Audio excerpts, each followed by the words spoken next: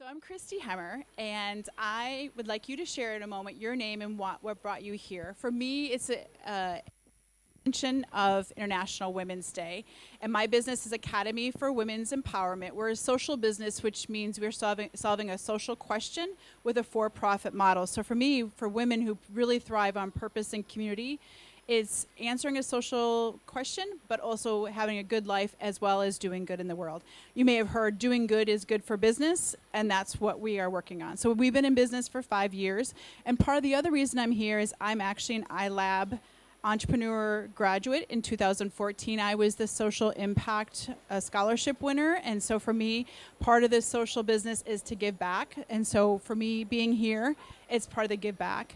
And one of today's session, The Power of Presence, Taking Up Space, is our signature program for Academy for Women's Empowerment. I've been in education for 20 plus years, so I give a shout out to Rachel, who she and I were counselors together at Jakarta International School in 2002 to 2003.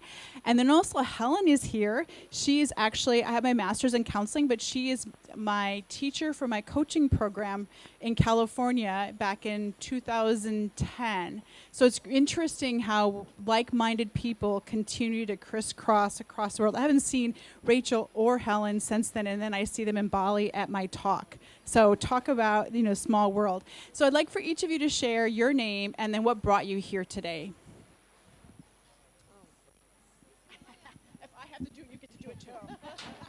My name is Helga, and we were actually here at lunch this afternoon, and I saw that you were having a talk here in The Power of Presence.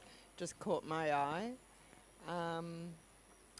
We're here on doing a retreat for health and well-being, so that's me right now. Hi, my name's Karen. As Helga said, that we just saw that we arrived here on Sunday. So, we thought it would be interesting to hear about the power of presence. I don't really know what it was about. So, I just would like to hear more about it and to empower myself as well. Awesome. You will be empowered, and I appreciate you taking the risk. I call it moxie is a word that means guts and sass and risk-taking, and that's one of my values in my business is moxie. So thanks for having the moxie to show up. I'm Helen, as Kristi said, and I've been in Bali for the last 7 months. I'm meeting with graduates from all over the world here and expanding Academy of Leadership Coaching and NLP in Asia. And I'm super excited to be here at the same time as Kristi. It's really great to come back and see graduates, how they're doing their work in the world, and super excited to be here. Thank you. My name is Veneta. I also was curious about the event here in Genius today, The Power of Presence, and I also liked a lot of the description inside for unapologetically. Most definitely. Yes. So this was something that I wanted to hear about. Hi, my name is Amit. I like to come here often because my curiosity is piqued, and there's interesting talks, not always about social media and marketing, when there are talks also related to women and community that particularly interests me, inspires me as well. So thanks for being here. Yeah, thanks for scooting over and joining us. I'm Rachel, and I'm a school counselor here. As you know, I worked with Kristi years ago doing school counseling as well. And so I'm always looking for kind of new ideas that I can pass on. So I'm here to support Kristi, but also I've been receiving her emails out over the years and have just always really been curious what it really looks like, but I've never had the chance to be here live. So today's the day. Thanks. Awesome. Anyone else joining us? Are you joining us as well? College friend, he said to me, Hemmer, well, all my friends call me by my last name. He said, Hemmer, I am the VP, and I called 4 women to apply for a job that I wanted them to take, and none of them applied for the job. However, Joe Schmo, who has 0 qualifications, applied and taken company time. What's this about? And I said, Marty, I can help you. And that was when I created the Power Course, which is a 4-month course for high potential women who aren't meeting it and bridging that gap. And now I do offer that individually as well, but mostly I work in corporate America. So the 3 playgrounds that I work in is corporate America. So if you had told me 5 years ago when I started my business as a teacher that my biggest client would be, I would have said, what? What are you talking about? But again, it's that pivoting and persisting that you do in business. And then second playground, of course, is youth. As a teacher, I work a lot with youth, usually in schools or nonprofits like Big Sisters, Little Sisters, or Girls Inc., those types of things. And then the third area is social business that I work in, and that's that combination. I work a lot in universities. They're the ones that are most interested in the social business piece. So power presence, when I asked him, I said, what do you mean by presence? And he said, what do you want to be known for? So I started asking women, what do you want to be known for? Or what are you known for? And what do you think the response was? When I asked women, what are you known for? I don't know was a very common one. Exactly. What else? When I asked, what are you known for? Being a mom. Others? There's 2 things that were very common. The 2 common things that women said they wanted to be known for, what I thought they were being known for, was nice and hardworking. 2 forms. And of course, you need to get along with others to be successful, and you need to be hardworking. But those are not your differentiators. And also, how I received it was I'd get a lot of I don't knows. I got a lot of tears. So my first corporate class, I had 6 women. 3 of the women broke down in tears because they had never thought about what they wanted to be known for. It was always mom, wife, employee. They never thought about what they wanted to be known for. I also got resistance. One would say, why do I need to know? What are you talking about? So that kind of that defense mechanism. And a lot of, I don't know, but most of them all came from a place of shame and guilt. How many of you are familiar with Brené Brown's work? So it goes right into that shame and guilt piece. So today what we're going to do is you're going to have an opportunity to think about what are you known for, and then what do you want to be known for, and then you'll have an opportunity to look at what does that look like. And I actually did a workshop for middle school girls this year and had them map out their whole year based on what they wanted to be known for, like what clubs would they join, what classes, what teachers would they connect with, and it's your compass that you're working on. And later on, I do also have a compass for you too. So, those kinesthetic learners. So, on the sheet, it says what are you known for? So take a moment and either write in what you think you're known for, or you can look at it or talk to your neighbor. And then I'm going to show you a quick video. Any questions? Anyone need a pen?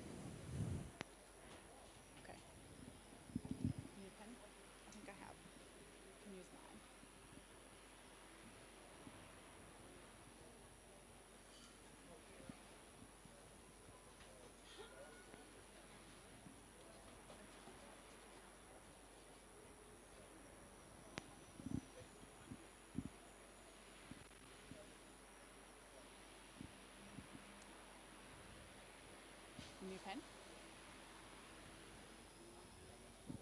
Do you have any extra pens? Do you have pens I can borrow? Can I borrow it? Okay.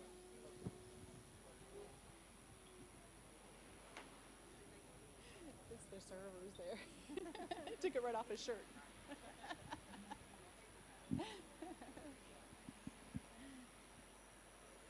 So the categories I had is at work or in your work, and then in your community, and then growing up. If those categories don't work for you, cross them out and change them to something else.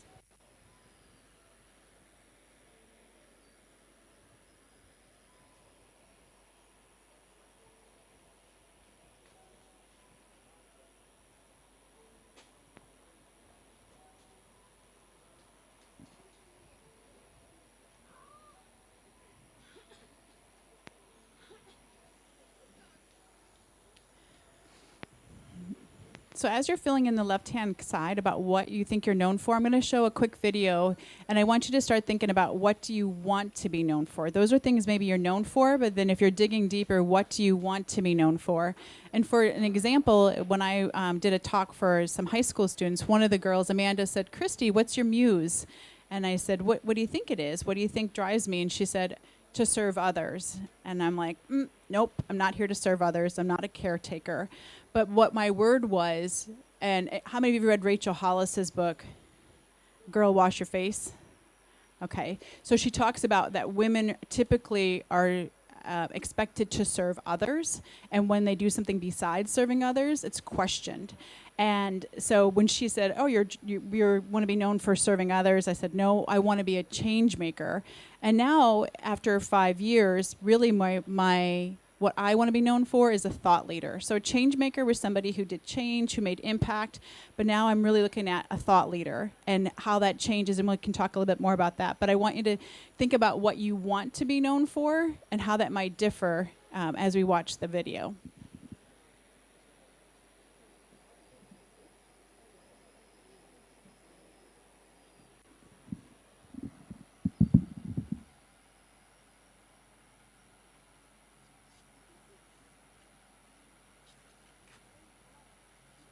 From 1995 to 2011. I showed up to a place I had never been, and there was a guy with a drafting board.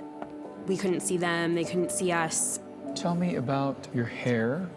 I didn't know what he was doing, but then I could tell after several questions that he was drawing me.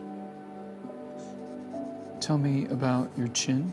It kind of protrudes a little bit, especially when I smile. Your jaw. My mom told me I had a big jaw. What would be your most prominent feature? I kind of have a fat, rounder face. The older I've gotten, the more freckles I've gotten. I would say I have a pretty big forehead. Once I get a sketch, I say thank you very much, and then they leave. I don't see them. All I had been told before the sketch was to get friendly with this other woman, Chloe. Today I'm going to ask you some questions about a person you met earlier, and I'm going to ask you some general questions about their face. She was thin, so you could see her cheekbones. And her chin, it was a nice, thin chin. She had nice eyes. They lit up when she spoke. Cute nose. She had blue eyes, very nice blue eyes. So here we are. This is the sketch that you helped me create, and that's a sketch that somebody described of you. So yeah, that's...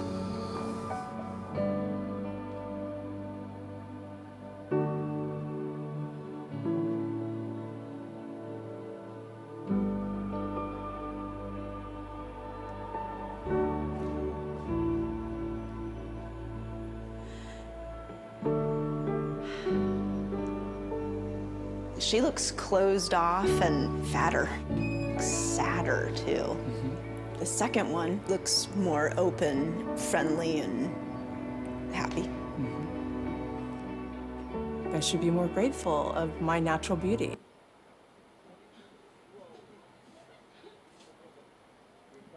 Oh, was that? Okay.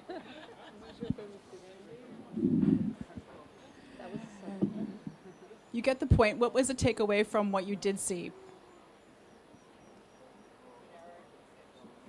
It's not always the truth. Yeah, our own perception of ourselves is much harsher, definitely. Told us, and you'll have a chance in a moment to look at limiting belief. So take a moment now, and in the second part of the chart, what do you want to be known for? What do you want to be known for in your work, in your community?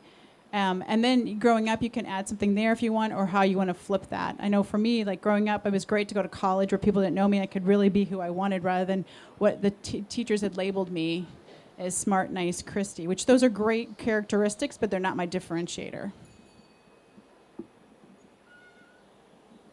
And then when you're ready, talk to your neighbor about those, because I know we have some auditory learners out there who need to talk to each other.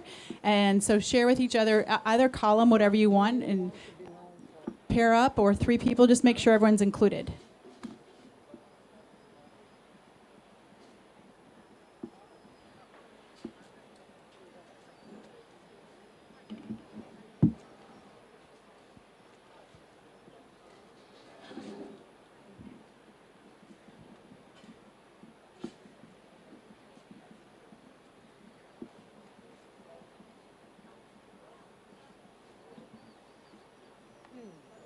I always still didn't know because I can't really tell. Yeah, it's hard going back to childhood. But it doesn't really make sense what you want to be known for growing up. I don't understand that. So Well, if you, yeah, I just read that to me like, if you think back, how would you have wanted to be seen? How would you capture that? This is hard, yeah. So are we supposed to talk about it? Yeah. Oh, okay. So you filled out more. Go ahead, Rich. I'll just get started now. Yeah. It's funny that we keep meeting. That's great. Yeah. So it's a sign. So what do I want to be known for at work? I'm a counselor, so what am I known for? I'm known for helping others and being a resource. And what do I want to be known for is being a good resource and being a skilled therapist. I want people to see me as someone they can go to. Something to Right. But I have a proof from some people that you can have it.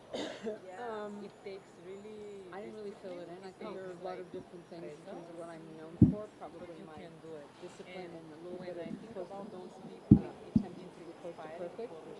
Not So necessarily a I good thing, but would, kind of like due diligence. And for me, it's inspiring. and my creativity and what I wanted to be known for is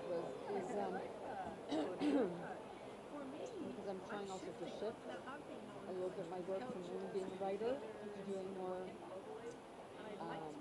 creative work and therapeutic work with people. So inspiring creativity and courage and change the connection, a lot of the C's. So, yeah. Great. And I don't know you well, so I guess what I know you for is being a great writer, even though I haven't read any of your work. Just in the short time that I've known you, that's what we talked about. So, she's a person that knows about writing and publishing. I'm a forensic artist. Worked for the San Jose Police Department from 1995 to 2011. Thank you. In my community, I would like to be known, and it was hard to define community, okay? So then I just went back to my school community, but that's worse. Yeah. But that overlays work and personal because teachers living overseas tend to kind of hang in programs. So I said an advocate, like not just being a follower, but being someone who will stand up for things that they need to with their staff or in the community, like, hey, this is what we need to do, or this is what's right.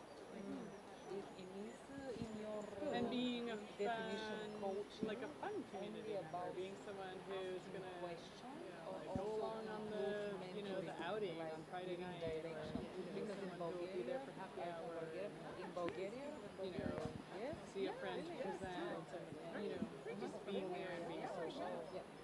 Because in Bulgaria, What do I want to be known for in the group is, I don't know why I wrote this, it's actually kind of interesting. Being reliable. Said that this is only about Reliable is the word. asking the right question, asking People to know they can count on me. Being so friendly that's why I'm and being curious. like Your program is a only real about member of the coaching, community, not like an outlier. A writer the last, I guess, 8 or 10 years. My book is coming out any day. And thanks.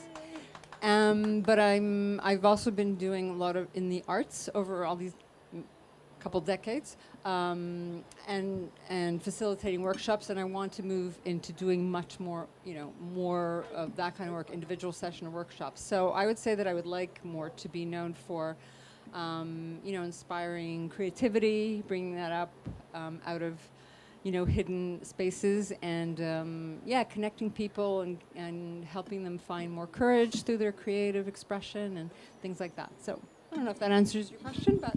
Most definitely. I love how you said courage through creative expression. Definitely. Others? Yep, power suggestion. I've been known mainly in my professional life for coaching, training coaches, working with leaders. And now I want to move into really building a movement that's about creating conscious change and empowering people around the world to kind of be able to take that into their community in whatever way they want to take it in. So, yeah. Great. So I like that how it's changed from before coaching. Now it's more about a movement. Awesome. Someone else? Yeah, please. So once you say it, you own it. So it's really about taking up space. So it's great that we need to take up that space. So thank you for having your moxie. I work in the childcare industry. I'm a teacher, and what you were saying is I would like to empower children even more so. So I'd like to further what you said along with children, though. And how old are the children do you work with? 0 to 5. Oh, fantastic. Yes, it does. I'm an early childhood major. Actually, that's where I started. Anyone else?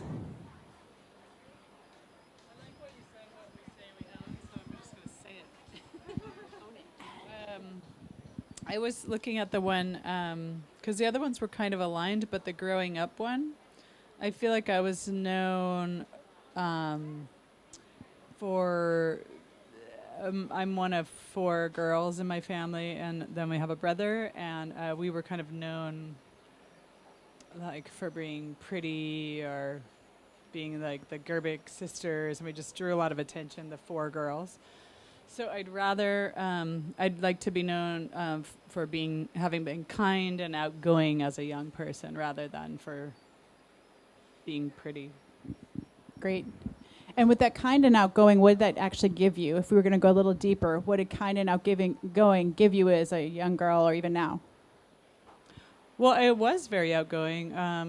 I just ventured into a lot of different things, and it brought me here, for example. Like, it's brought me all over the world. It's taken me so many different places. And so I think my adventurousness started then, being outgoing. Kind, So I'm going to pause there because you can see from outgoing, what it really gave her was her adventureness. And that's what I'd like you to start thinking about as you go through the next weeks, is those words. What it give you? Got you here, you said, your adventure, your outgoingness, and all those opportunities you created. Okay, the kind? I think the kind got me to really delve deeper into my work as a therapist and really understand trauma and, and to actually want to sit with people who've been through trauma and to,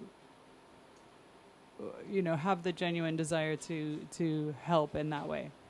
So again, like you started with kind, but really your differentiator is wanting to sit with someone with trauma. So really thinking about those words that you talked about. Oftentimes we, as women, we go with our surface, and that usually people nod because our good is good enough, but really spending time sitting with those words and how is it a differentiator? Just like what Rachel showed, her outgoingness is actually her adventure, and her kindness is actually her want and ability to sit with others in trauma. You can see the big difference of how it's a differentiator rather than really, and thinking about what those words give you. Any other thoughts? Anyone else? So with anything we do, this is an opportunity for you to start, but then I would, your homework or your me work is to continue to think about it and that's why you have a handout to add on to it. And I would actually encourage you to schedule time about, whether you journal or you meditate, to spend some time thinking about what is your differentiator? How are you going to be different based on your skills and what you're known for or what you want to be known for? So the next part leads really well into we talked a little bit about childhood, but what is a limiting belief that you have, and then how do you change it into a power belief? So for example, one of my limiting beliefs that actually I just uncovered with my therapist the last couple months was being a caretaker. And there's lots of course, research around, especially women, how especially those sandwiches, we're taking care of kids, we're taking care of parents, caretaking. And really it's more of a one-way relationship rather than 2 ways. And so really I decided, and I don't have children and I'm not taking care of my parents, but for me it's really about caretaking for my family, caretaking for others. And it made me stop to think, am I caretaking in my business? Academy for Women's Empowerment, how am I caretaking? And so flipping that limiting belief of caretaking, now I'm working, instead of caretaking, I'm working about taking up space. So I'm taking up space physically, emotionally, socially, with my microphone, a lot of space, verbally, airspace. But then and how am I working, teaching women and girls to take up space? So thinking about what would maybe, let's do an example from the group. What's a limiting belief that you may have? It may come from your childhood, it may come right now, but what's something that you believe but you know is not true? Who'd like to share one?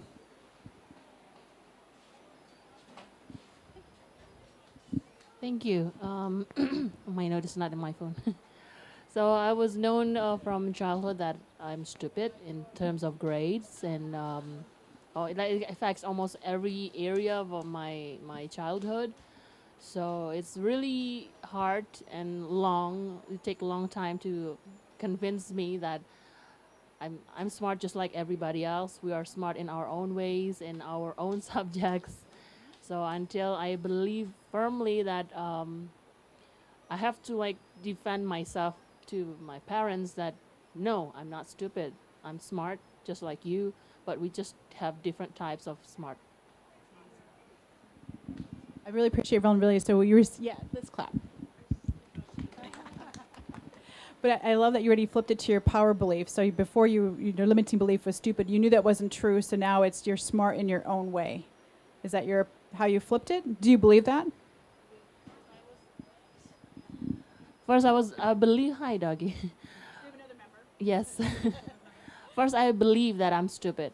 I totally believe that I'm stupid, and everything that I do is not right, and everything I do is not good enough.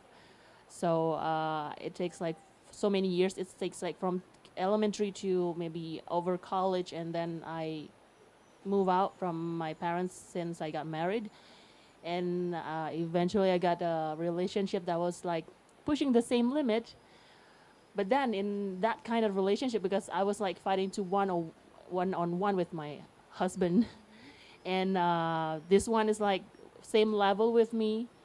So I still carried those burden, those pressures from childhood that I'm stupid and I can't do anything right. And when I got married, he has maybe the kind of I don't know how to tame me down. I don't know. But then I was stand up and said, okay, this needs to be stopped. And I think I'm smart with my own way. So it's takes so many years, more than 20 years to realize that I'm not stupid. And what you do is wrong. If you still want us together, we have to fix it. And thank God we're still working on it. And it's still on a bit hard work. But yeah, we are going to the better way. Yeah, and you're right. It does take a while. Your limiting belief, especially with all those messages from people that are in your system, to flip it, it does take a while. So that your power belief. Thank you so much for sharing. Okay, so take a moment and write down a limiting belief for you. And it may take a while. It took me a long time this afternoon when I got the handout. I was like, okay, what one am I going to share? And it took me a really long time. I kind of started freaking out. And then I'm like, okay, trust the process. And so, but take a moment and think about what limiting belief you have, and then flip it to a power belief. And of course, you need to flip it so that you believe it as well. So go ahead and do that. I'll stop talking so you can work.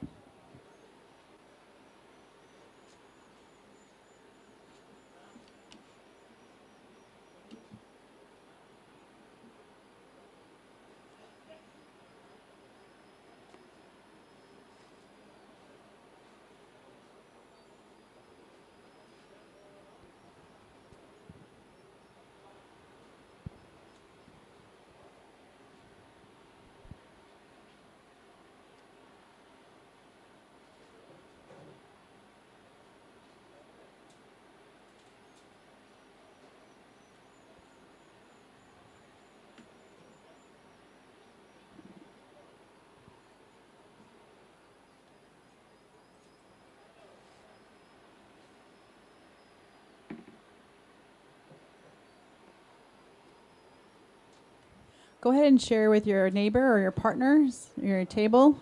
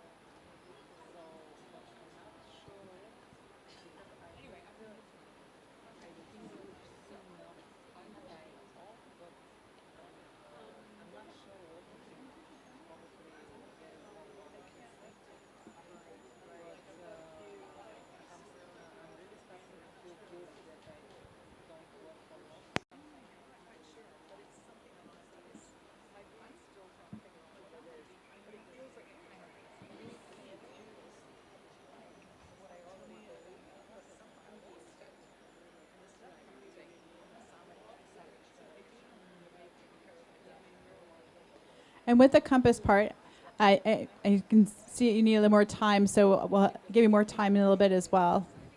Actually, I'll give you a little bit more time now.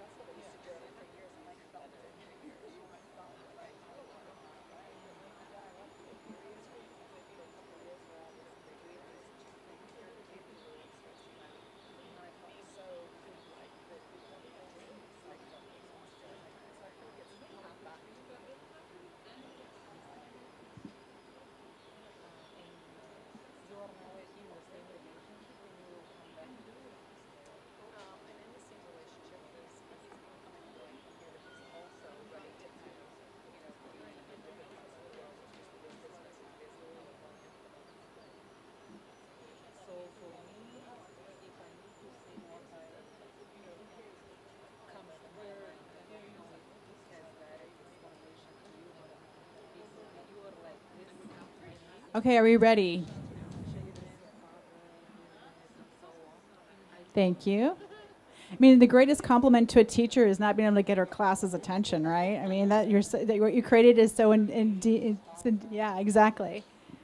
So the next step here is the taking up your space. And I love Amy Cuddy's quote. She says, presence is ultimately about believing and trusting in yourself. And so the longer edition of the power of presence is talking about what do you say, what do you do, and what do you believe. When they're all aligned, that's when you have presence. That's when you have that I think it's, to me, it's like your shield. It not only can repel things from you, from hurting you, but also can attract things to you that are really going to help you to thrive. Those people, those things as well. So the next part, the compass, I have a compass for you, but I want you to start thinking about what you want to be known for and then what decisions you're going to make. We're going to spend a little bit less time since we've had a little more other time, but on the back of the sheet, thinking about, like, for example, mine is a thought leader, so that's one of the things I want to be known for. So as a thought leader, what boards do I join? What do I say yes to? So one of the things I said yes to is I'm on the board for Art to Change the World. And what they're looking at is the intersectionality between art and science and math. And as a teacher, I always love that. I don't like it when we silo and say, oh, this year that everyone needs to do STEM. Oh, nope, now let's make it STEAM, or let's make it. So it's always disrespecting to me some profession that some girl wants to go into because it's not the trending one. So I love that Art to Change the World intersects all the disciplines. So what they do is once a year we do an art show, and then there's a science or an expert who speaks about it. So my friend did one on mental health, and so her expert was author Myra Hornbacher, who wrote Wasted, and as well as what was the other? Wasted and Madness. And so she was the expert witness on that. So that's, as a thought leader, that ties really well into me because it's definitely thought work. What I would say no to when I was asked to be on a board that was working with youth, but it was not focused on the thought leader part. It was another organization that didn't fit into my thought leader. So thinking about what do you say yes to, but more importantly as women, what do you say no to? So thinking about what you want to be known for on the back, I'll give you the compass. I don't think they really work, but it's a great takeaway or a great anchor for you to think about what do you want to be known for. So on the back, take a few moments and write down what are you going to say yes to, or as I have too, what's your not to-do list based on that. Anyone want to give an example of what they're working on? What do they want to be known for? Let's have one person share and do an example. What you want to be known for.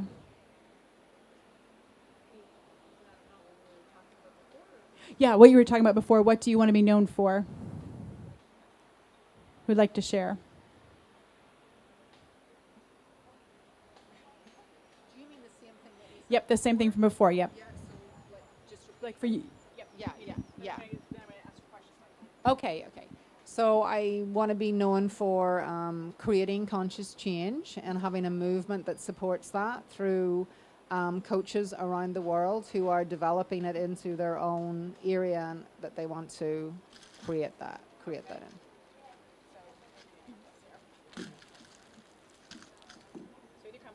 Okay. Now with your compass, then think about what, with that being your compass, and it doesn't really, I don't think really work, but then you can add in your own. I like that. What are you going to say yes to, or more importantly, what are you going to say no to now that you're doing a conscious change and movement? I'm getting a lot of practice here in Bali because I'm somebody who always attracts a lot of opportunities. So I've been saying no to anything that's not aligned with that.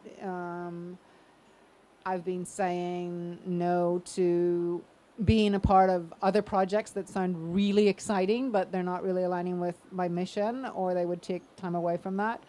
I'm saying no to, I have been sandwiched between step parenting and my dad in Ireland, flying backwards and forwards while working as well. So I've been saying no to everybody can take care now, and I don't have to. I've delegated it. I've delegated it. And I'm saying yes to myself, and I'm saying yes to my excitement about the next stage of the journey, and I'm saying yes to meeting with grads from all over Asia while I've been here and developing programs here I'm coming back in October for 6 months, so I'm excited. Thank you that's a great example. So on the back, take a moment. I'll give you the compass and take a few moments. Again, this will be an activity. This is your homework later on. But right now, start thinking about what are you going to say yes to, and more importantly, what are you going to start saying no to based on what do you want to be known for. It's very cool. Yes. Yeah, it's very cool. Is it working? Yeah, I like it. Does it work? Oh, yeah. I don't think it works as in Let me very see. pretty. You can turn it into like a pendant for a necklace. Yes, I know. Yeah. Actually, I like it. they were actually That was wedding. They were wedding. swag kind of thing. Oh wow! They came with other things too. I was like, Really cool. They're very cool. I know, aren't Yeah. the anchor from the workshop. Yeah. Yes. It will stay with us. I know. That would look cool in a really long one, wouldn't it? With some beads. Do you think? Yeah. I just gave it to you. Yes, but I think probably it's just for the. Christy, there's a question. Do you want these back? No, those are yours. Okay. Thank you. Oh yeah. I'm not going to give you a toy and take it back. I'm an early childhood teacher.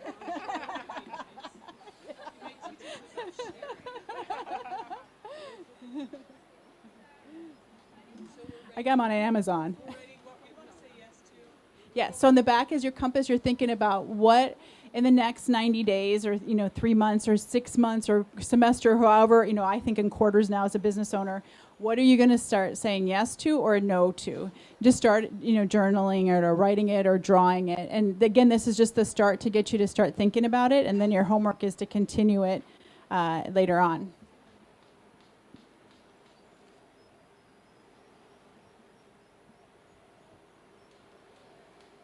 It really worked well with middle school girls because it really helped them to know what friends they should hang out with, which ones they shouldn't, which teachers should they start, asking more questions, which clubs, all those different things that, which after school activities based on what they want to be known for.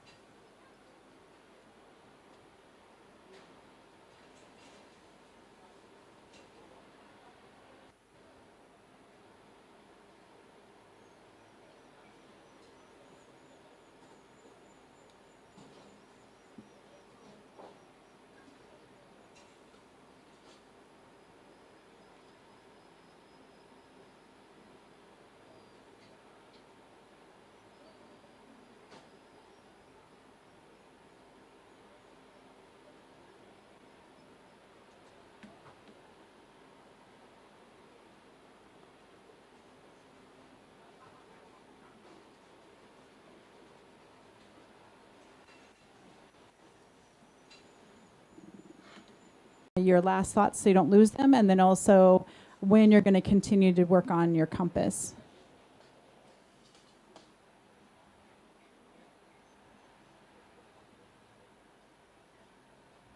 And if you do wear them as a necklace, please send me photos. It does look really good, actually. And as we finish up, you get a sticker too, because I'm a teacher, right? So I want you to think about choose. So one of the words that I'm choosing moving forward is conductor. So rather than caretaker, I'm a conductor. And I love that because as an English teacher, conductor is somebody who, you know, is conducting orchestra. So you're leading it, you're you know, paying attention, you're connecting the dots, really, you know, paying attention and being in that moment. And to me, that's what I do rather than caretaking, is conducting and helping others to lead and to know where they need to go. Secondly, conductor, of course, is a science term, right? If you're a conductor, then you're like electrifying. And so to me, it's an inspiration of how do you conduct. And then, of course, conducting a train. If you're the conductor of a train, then you are leading it, but also it's all the cases behind it too, the other trains that's important. So to me, and it goes backwards and forwards. Sometimes the train's in the beginning, sometimes the end. So to me, I'm choosing to be a conductor. So I'm gonna give you the sticker as you're watching the last video about what are you choosing to move forward with. And maybe you have a word or two words, maybe you haven't decided, but you know, take up that space and commit to something. It can change, and we always pivot and persist all the time.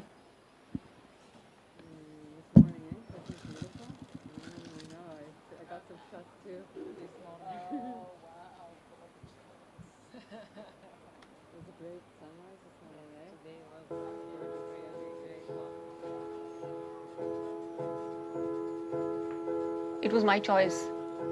And now I will question myself for the next few weeks, maybe months.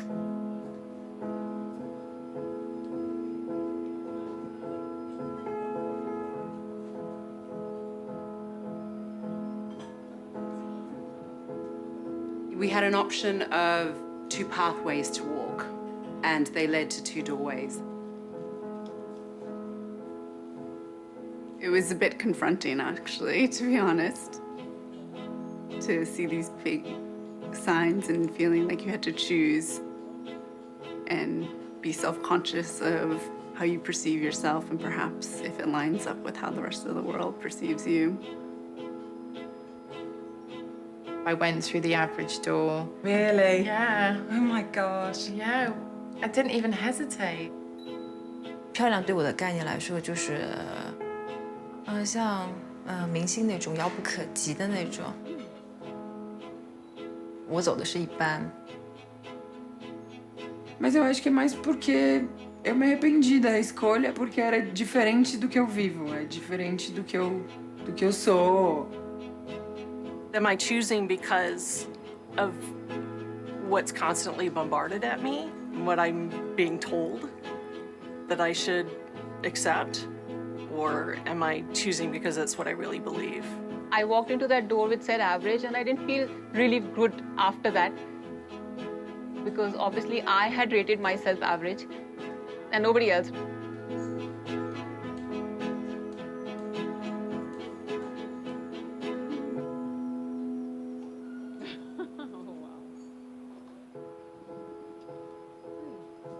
Todos os dias eu passo pela porta comum e ontem foi um dia único e eu optei por passar pelo bonita.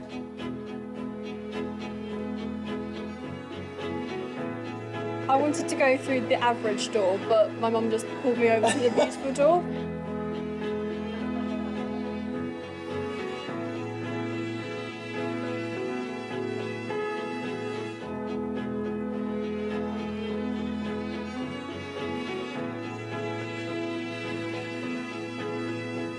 It was quite a triumphant feeling. It was like telling the world, I think I'm beautiful. I just wish more young women realized it. 要是再给我一次机会走那扇门的话，我觉得我应该会选很美那扇门。I think I would walk through the beautiful door. Acho que a porta bonita tá completamente aberta para mim. Maybe I could walk in that door. You can. Next time I look into the mirror, I will see somebody really beautiful looking back at me. Beautiful is a great word. So why not see what's on the other side of that?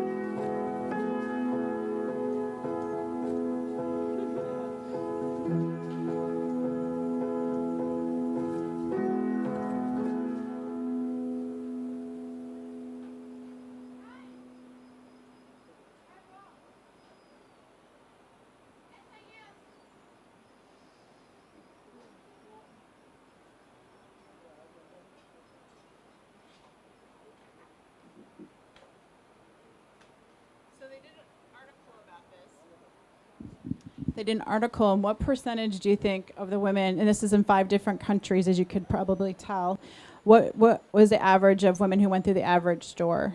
What do you think, what percentage? Go ahead and name out numbers. 80, 70, 90, 80, 30, 94% went through the average door. And the one thing I like about, and it was kind of confusing if they didn't really show that necessarily on this video, but one thing I like about this that follows the research is that women are better advocates for each other. And you notice how they would pull each other out to the other door when they came in together. They chose beautiful, as well as confidence peaks at 9 years old for girls. So you can see the younger girls, probably they looked about 9 or 10. They ran through the beautiful door. So to me, it fits the research that we know as well about women and girls. So I'd like you to think about a word you're going to choose. I did notice, I think the sticker might actually work on the back of your compass if you wanted to do that. Or you can put it on your phone. You can put it on whatever you choose to do it on. But as we wrap up, I'd love for you to share what your word is you're going to choose, or what's something you're going to do in the next 24 hours that's going to take up space. And then I do have a feedback form as I answer questions. Anyone would like to share what their choose word is?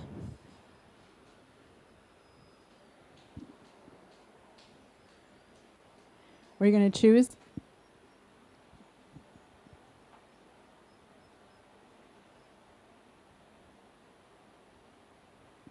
I'll give you more wait time while I pass out the feedback forms.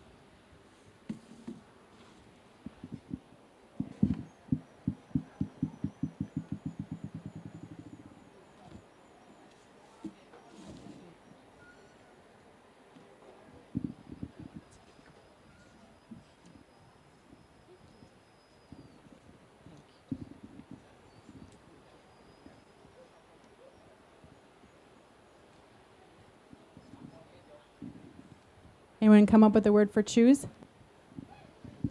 Easy. Because we found out that I want everything to be hard and that make my life hard. So I choose to be easy. I love that shift, right? Sometimes we think things have to be hard, kind of like for it to be worth it or to have value, when it can really be easy, especially when we're in our flow. Someone else want to share their word? What are they going to choose? The one that just came to mind and maybe doesn't fit into this formula was yes. If it comes to your mind, it's correct. It's always whatever comes to you. Great, yes.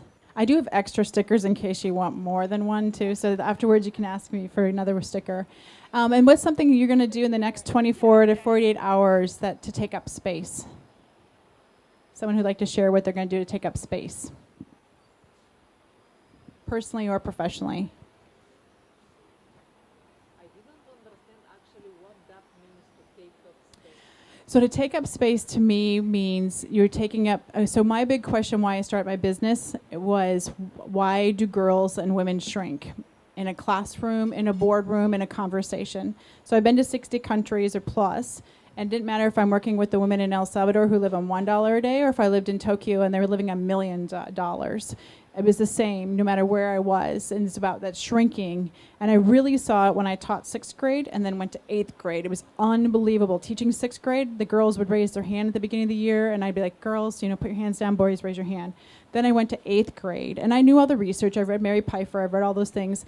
Rachel Simmons, and then the boys would all raise their hand and the girls would have their hands down. And then before they got to know me and they knew the expectations, then the girls would not raise their hand until the boys gave them permission on the first day of class. To see that extreme change from the beginning of 6th grade to beginning of 8th grade, basically a year and a half, 2 years, was the idea of that shrinking, not taking up physical space, which we know is true for men. Look around. Look at the airplane, anywhere. If you just pay attention, as well as airspace, how much talking is done. What is it? Like in some of the meetings, the percentage, I can't think of the percentage right now, but the airspace, as well as professional space. How many seats are we at the boardroom? How many seats are we taking up in the C-suites? Or even other places. So it's about taking up space, as well as emotionally. Oftentimes women are, in my opinion, are criticized for being emotional, but to me that's one of our powers, is to actually feel and see. And thankfully the research is showing the power of empathy and how that is. And I was sharing with Vanita earlier about, actually the research for women-owned businesses and founded businesses, the ROI, the return on investment, is higher than men, not only financially, but engagement, retention, innovation, all the research shows it. And the 3 factors for the 21st century that are going to make the biggest difference, we know technology, globalization, those 2 things are invested in. Women. And that 3rd one, according to Fortune magazine, those are the top 3, are not really even talked about. Technology, globalization, and women. Anyone familiar with Half the Sky? So it's a book, but it's also a documentary. Nicholas Kristof and his wife, Cheryl Wondun, has a great TED Talk, and they say that the greatest disservice in this century is women and the lack of education and the lack of empowerment around the world. And so that's where you're really looking at the return on investment. And like Grameen Bank, Muhammad Yunus now only invests in women because the payback is there. It makes business sense for those who are businesses, and capitalists in the U.S. or other places. It's business sense to invest in them. And Mark Cuban from Shark Tank will only invest in women-founded or women-run businesses as well when he looks at companies. So that was kind of a lengthy explanation of take up space. Do you have any other questions or thoughts about that? Did you get it? Yes. Okay. And then, of course, take up space unapologetically. Anyone else want to share what they're going to do in the next 24 to 48 hours about taking up space? How are you going to take up space?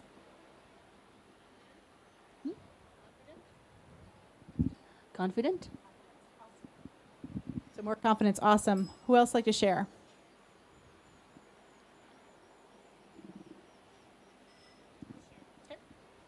Okay.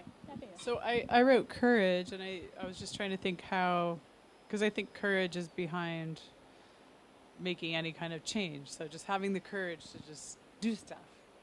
So I just thought of something that's going to happen in the next day, which is a birthday party. And normally I would probably just sit down and join everyone and hang out. But I will stand up and make a toast to the birthday person, start that off, be the leader. Why shouldn't I be the leader in that, in celebrating a friend? But normally I would just wait for others to get that started. Awesome. Taking up the space. What do you think that will give you? I think I'll just feel good about it. And I think she'll feel good about it. So I think it's just kind of a win-win. Yeah. There's no real risk there. It's just a way to put myself out there. Awesome. Great example. Anyone else have another example? We'll take one more example of taking up space. And I'm a counselor, so I'm okay with silence. I'll say something. I'm a really big believer in moving our bodies, the whole psychosomatic experience.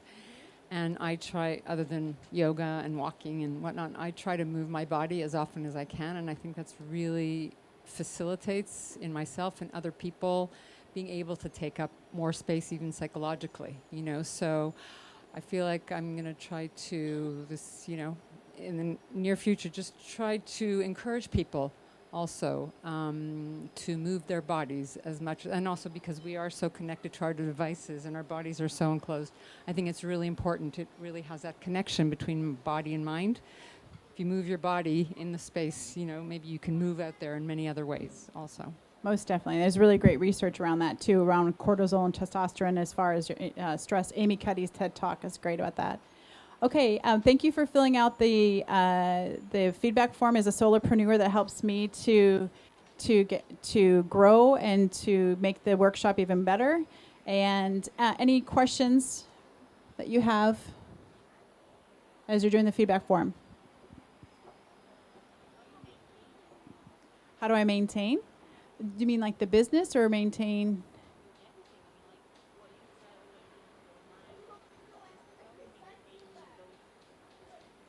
So as a social entrepreneur, that's a really great question. How do you maintain? And it's, you know, one day at a time.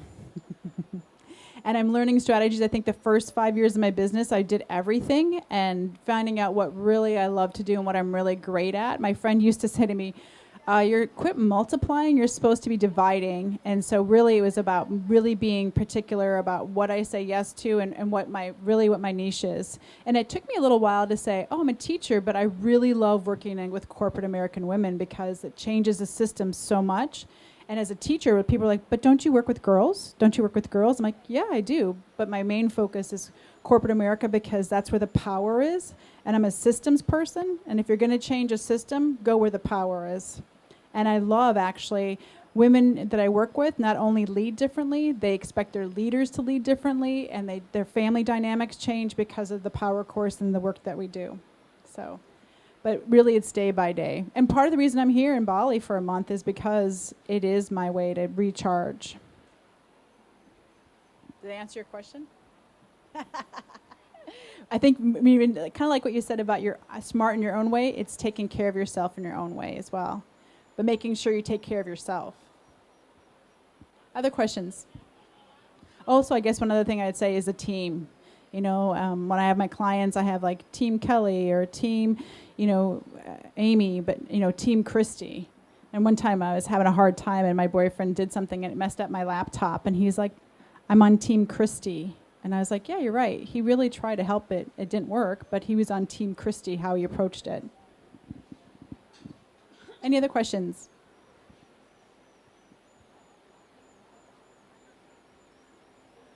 Well, I really appreciate your vulnerability and your moxie to be here and to continue to go through it and go through the exercises because they do get you to go a little deeper. And I do, please do, my email is on there, so please, on the handout, so please, email me and update me, or if you have photos of you in your compass or however you're using it, please do send information or ask questions. And anything you tick, I will be in touch that way too. So thank you so much for your time.